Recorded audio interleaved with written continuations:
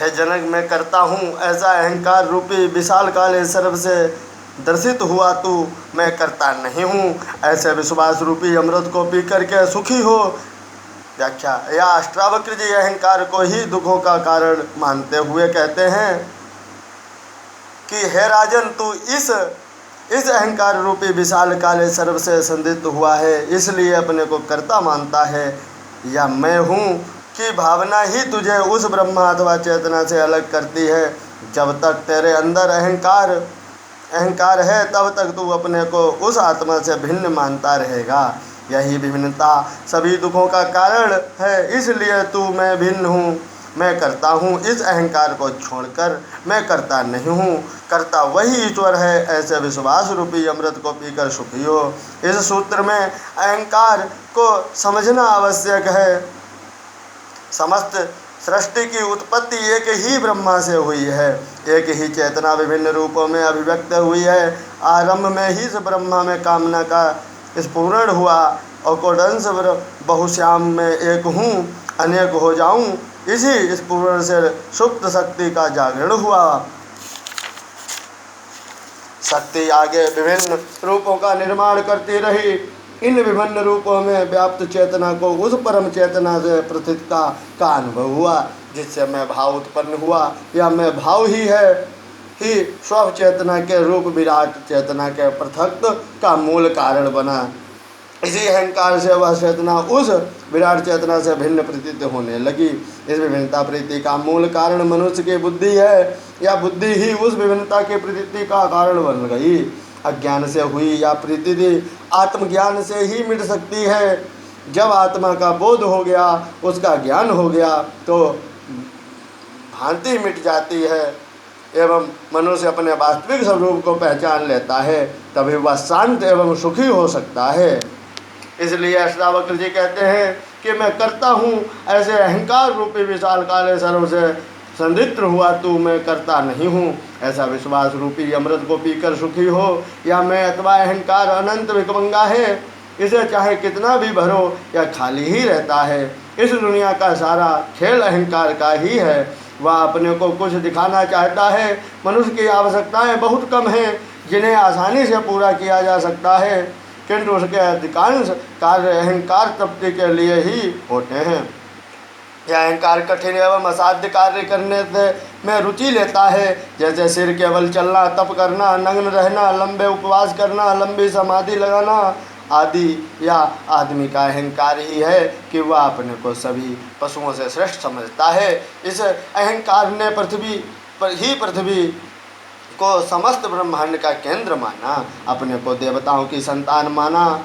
हमारा देश महान, हमारा धर्म महान, हमारी जाति महान है, मैं महान आदि सब अहंकार की ही घोषणाएं हैं। यह अहंकार एक रोग है जो जीवन में सिखाया जा रहा है।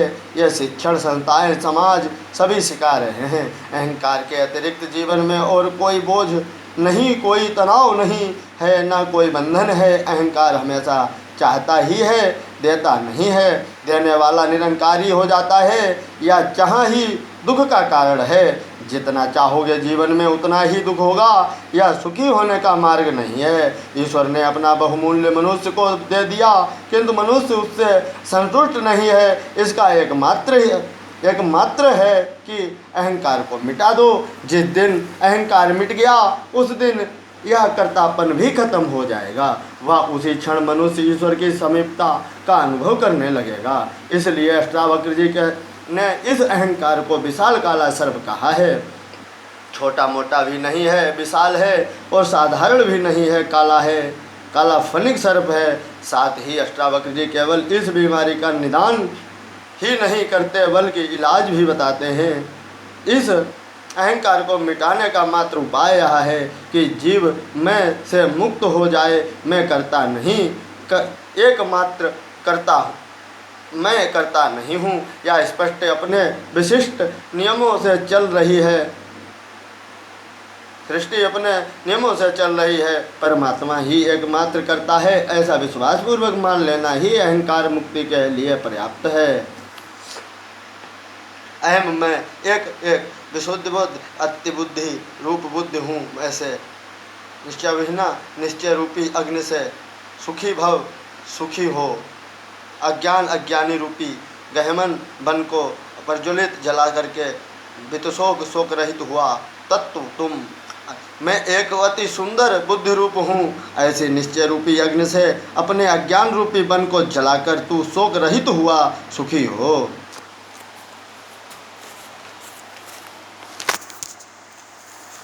अष्टावक्र जी कहते हैं, राजन, अहंकार मात्र छोड़ देने से, कर्तापन छोड़ देने से वह परम मिल ही जाए यह आवश्यक नहीं है। फिर छूटने की भांति भी हो सकती है, किंतु वह सूक्ष्म तल पर विद्यमान रहता है।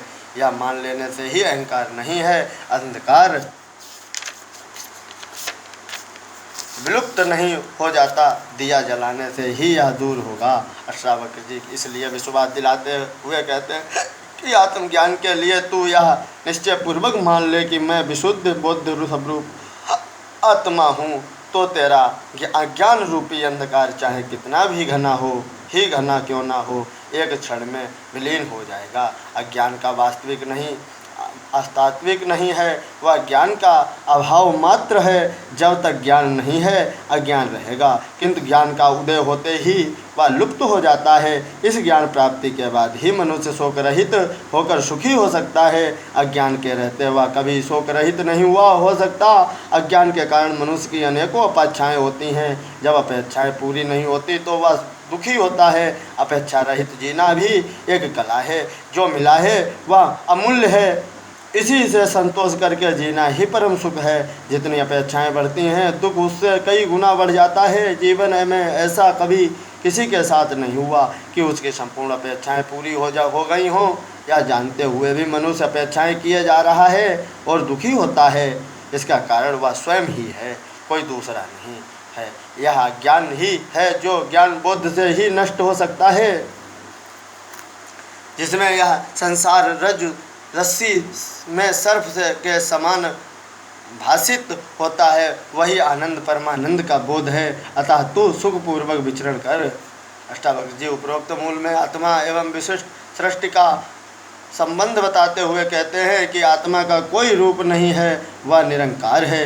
उसी निरंकार का स्वरूप सरकार रूप या सृष्टि है। आकार बनते हैं, बिगड़ते हैं, किंतु मूल तत्व वही रहता है। सोने से विभिन्न आभूषण बनते हैं, व उन्हें फिर से गलाकर पुनः विभिन्न आभूषण बनाए जाते हैं, किंतु मूल तत्व सोना वही रहता है। जो बनते बिगड़ते हैं वे अनित्य हैं, किंतु मूल तत्व शाश्वत नहीं है। शाश्वत वही चैतन्य आत्मा तत्व है। अज्ञात्यंत में इसी अनित्य को भ्रम कहा गया है। यह आज दिखाई देता है, कल नहीं रहेगा, इसलिए इसका सहारा लेना ही भ्रमति है। फिर अष्टावक्र जी कहते हैं कि सृष्टि रस्सी में जिस प्रकार कल्पित सर्प भासता है, वैसे ही यह सर्प के समान दिखाई देती है, किंतु है यह रस्सी जैसी। केवल तुम्हारी मनोदृष्टि से ही यह सर्प के समान दिखाई दे रही है। जैसी है उसका ज्ञान तुम्हें नहीं है। मनुष्य के मन में जैसे भाव होते हैं, यह संसार उसे वैसा ही भासता है, किंतु संसार उससे भिन्न होता है। मन में भूत का भय रहने पर जंगल में क्या घर में भी भूत दिखाई देगा। सुखी आदमी को अपना घर अच्छा लगता है तो दुखी को वही घर खाने को दौड़ता है। किसी को रस्सी सांप दिखाई देती है तो तुलसीदास जी को सांप भी रस्सी दिखाई दे रहा था। यह सब मनुष्य की दृष्टि है, उसके दिखने का ढंग है। उसकी जैसी मानसिक स्थिति होती है वैसे ही सृष्टि दिखाई देती है। यह दोष सृष्टि का है, नहीं देखने वाले की सृष्टि दृष्टि का है। इसी प्रकार ज्ञानी व अज्ञानी की भी अपनी अपनी दृष्टि है। अज्ञानी को यह सृष्टि सत्य दिखाई देती है, वह इसे सवस्त्र भी मानता है कि यह स्पष्ट अनादि है, सबको बनाने वाला कोई नहीं है। यह सृष्टि सत्य है, इससे परे कोई सत्य नहीं है। जो प्रत्यक्ष है, दिखाई दे रही है, वह असत्य या मिथ्या कैसे कही जा सकती है। परमात्मा जो दिखाई नहीं देता वह असत्य या मिथ्या हो सकता है, किंतु सृष्टि कभी मिथ्या नहीं हो सकती। तभी तो अष्टावक्र जी भी कहते हैं कि यह विश्व रस्सी में सर्प। सीताराम सीताराम सीताराम कहिए जाए। राखे राम ताई वेदे रहे, सीताराम सीताराम सीताराम कहे जाए वेदे। कि भांति कल्पित भासता है, इसका अर्थ यह नहीं है कि संसार नहीं है, यह संसार कल्पना मात्र है, बल्कि इसका अर्थ है संसार तो है, सृष्टि है। यह वन पर्वत नदियाँ झरने सभी हैं, यह जीव जंतु वनस्पति आदि सभी हैं, किंतु इसमें सुख की आशा करना मृग मरीचिका का समान है, जो कभी नहीं मिल सकता। यदि संसार में सुख मिलता तो आज की दुनिया तो भौतिक दृष्टि से बड़ी संपन्न है। आज विज्ञान, कृषि, यातायात, दूर संचार आदि से अभूतपूर्व प्रगति हुई है। मनुष्य चांद पर भी जा पहुंचा, सूर्य चांद सितारों से आगे की जानकारी ले आया, बुद्धि का चरम विकास कर लिया। जैसा लाखों वर्षों में नहीं हुआ वैसा इन 400 वर्षों में कर दिखाया। आज सामान्य जनन को भी घर में जितनी भौतिक सुविधाएं प्राप्त हैं उतनी 500 वर्ष पहले बड़े से बड़े संपन्न व्यक्ति को भी प्राप्त नहीं थी। फिर क्या कारण है कि मनुष्य दुखी है? वास्तविकता यह है कि मनुष्य की जितनी सुविधाएं बढ़ी हैं उतना ही वह अधिक दुखी हुआ है। आज जितनी चित्रता सुविधाएं बढ़ी हैं उतनी ही बीमारियां भी बढ़ गई, जितने न्यायालय बने हैं उतने अपराध बढ़ गए, जितनी भौतिक सुविधाएं बढ़ी उतना ही मनुष्य का नैतिक पतन अधिक हुआ, जितना ज्ञान बढ़ा उतना ही अज्ञान भी बढ़ गया। कुल मिलाकर एक विपरीत समांतर व्यवस्था अपने आप बन गई।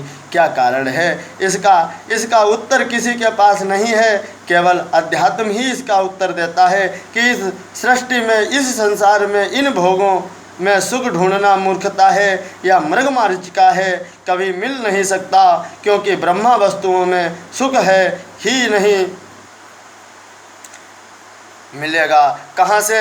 वह सुख का सागर, वह आनंद का सागर तो तुम्हारे भीतर ही बह रहा है, जिसे प्राप्त किए बिना सुख नहीं मिल सकता। उसे पालो तो तुम धन्य हो जाओगे। इसलिए अष्टावक्र जी जनक को कहते हैं कि यह संसार सत्य है या असत्य, अच्छा है या बुरा, रस्सी है या सर्प, इससे कोई प्रयोजन नहीं। तू संसार नहीं है, ना तू संसारी है। तेरे लिए भय का कोई कारण नहीं है। तू आत्मा है, जो आत्मा परमानंद का भी आनंद है। फिर तेरे में दुख, भय आदि कैसे व्याप्त हो सकता है? तू ज्ञानी ही नहीं है, स्वयं ज्ञान है, बोध है।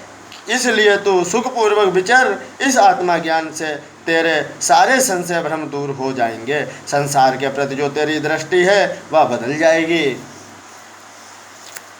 मुक्ति का अभिमानी मुक्त है और वृद्ध का अभिमानी वृद्ध है, क्योंकि इस संसार में यह किंवदंती सत्य है कि जैसी जिसकी मति होती है वैसी ही उसकी गति होती है। उपरोक्त मूल में अष्टावक्र जी कहते हैं कि जैसी मति होती है वैसी ही गति होती है। यह अध्यात्म का एक सूत्र है। एक सूत्र और है कि अंतमति सो गति, अंत्य आन मृत्यु के समय जैसी मति होती है वैसी गति होती है। भ्रम मत की पुष्ट के लिए कई कथाएं हैं। कृष्ण ने गीता में कहा है कि अनासक्त पुरुष कर्म करता हुआ परम पद को प्राप्त होता है। जनकादिक ज्ञानी जन भी आसक्ति रहित कर्म द्वारा ही परम सिद्धि को प्राप्त हुए। गीता 3:11-20 गीता में यह भी कहा गया है कि योग कर्म कस कौशलम, योग ही कर्म में कुशलता है। गीता 2:40।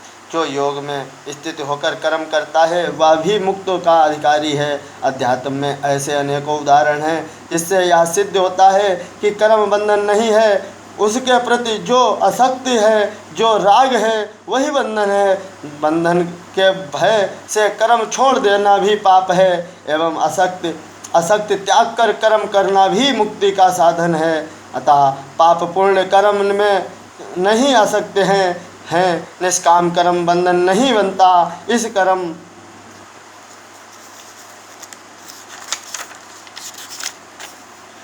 के संबंध में बड़ी भ्रांत घोषणा धारणाएं फैली हुई हैं कि कर्म बंधन का कारण है, किंतु वे ही कर्म बंधन बनते हैं जो आसक्ति, राग, द्वेष, ईर्ष्या, बदला लेने की भावना आदि से किए जाते हैं। आसक्ति, राग, द्वेष, ईर्ष्या, बदला लेने की भावना आदि से किए जाते हैं। कर्म का कारण शरीर नहीं मन है। पहले विचार आते हैं तब कर्म होता है। मृत्यु के बाद शरीर तो छूट जाता है, किंतु मन साथ जाता है। मन के साथ विचार, वासनाएं, आकांक्षाएं, इच्छाएं, अपेक्षाएं आदि जुड़ी हुई हैं। उपनिषद कहते हैं मन ही बंधन और मुक्ति का कारण है। मन में जैसी भावना होती है वैसे ही मनुष्य की गति होती है। पाप पुण्य का फल ना कर्म को में होता है, ना उसके फल में, वह कर्ता की भावना में होता है। इसी तत्व को अष्टावक्र जी इस रूप में कहते हैं कि मैं मुक्त हूँ, ऐसा जो मानता है वह मुक्त है, तथा अपने को जो वृद्ध सम मानता है वह वृद्ध है। केवल दृष्ट निश्चय के साथ मानना ही पर्याप्त है। मुक्ति कृत्य का परिणाम नहीं है, ज्ञान का फल है। आत्मज्ञानी भी यदि अपने को वृद्ध मानता है तो वह भी मुक्त नहीं है, वासनाग्रस्त है। वासनाएं उसे फिर खींच लगी। आत्मज्ञान के बाद भी उसे मुक्त की भावना करना आवश्यक है। यह सभी कर्म बंधन अज्ञानी के लिए हैं। अज्ञानी यदि यह मान भी ले कि मैं मुक्त हूँ तो भी वह मुक्त नहीं हो सकता।